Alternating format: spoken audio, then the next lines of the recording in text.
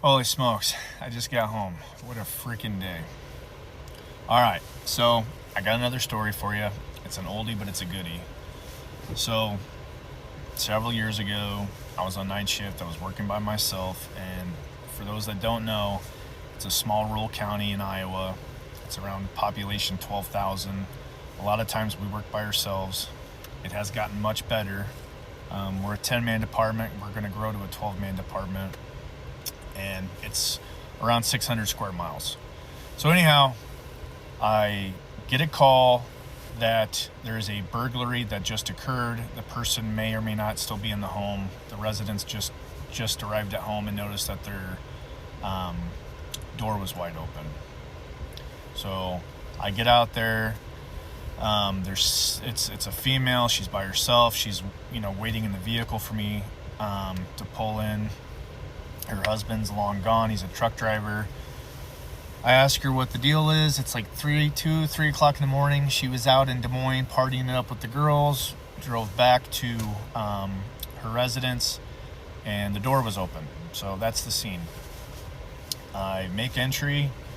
Nothing looks out of the ordinary. There's no forced entry. She swears up and down that the house was locked, but there's no forced entry. So I go in through the house. I go into the kitchen, and every cupboard and drawer is open. It's exposing everything. I can see the plates and all that. Every window in the house is also open. I'm like, that is not what a thief or a burglar does. It takes too much time. So I kind of pause, and I'm thinking something's up. Maybe somebody's playing a joke on you. I walk back outside. I said, hey, this is my observations. Have you been in the home since I've been here? She's like, no, I'm too scared. I've been sitting in the car. I'm like, okay. And she didn't believe me. And I was like, well, that's what I'm seeing. So now she wants to come in behind me because she thinks somebody is making making a prank on her. So she follows me throughout the house. Everything looks normal. Can't see anything, can't notice everything. And she says, have you checked the attic? Or can you check the attic? And I was like, I really don't want to, but I will. So I go up in the attic, and I flick on the little light up in the attic, and there's like a bunch of old furniture up there, like an old bed, all that stuff. And in the corner, there's like a doll sitting in a rocking chair, a wooden rocking chair. And I swear the rocking chair moves. I don't know, it's just probably me being paranoid, but I'm like, I'm out. So it was clear. I go downstairs, I talk to her. I'm like, the whole house is clear. I've checked every nook and cranny, under the bed, the closets. It's safe. No forced entry, nothing missing, nothing stolen, nothing vandalized. I don't know what to tell you. I said, you might have a ghost. I said that joking. And then she starts crying, and she's like, oh my God, I think you're right. I think I do have a ghost because I have had things happen like this in the past. And, I forgot this part, the most important detail.